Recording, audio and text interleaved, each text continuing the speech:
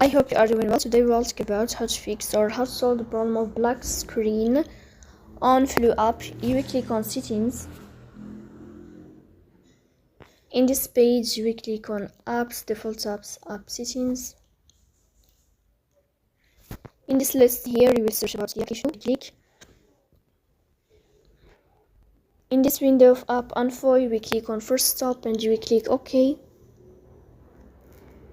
Here you will enter to the window of storage. Then you will click on clear cache. Then you will turn on your airplane mode and you will turn off your airplane mode again to fix that problem. So please don't forget to support us by like and subscribe.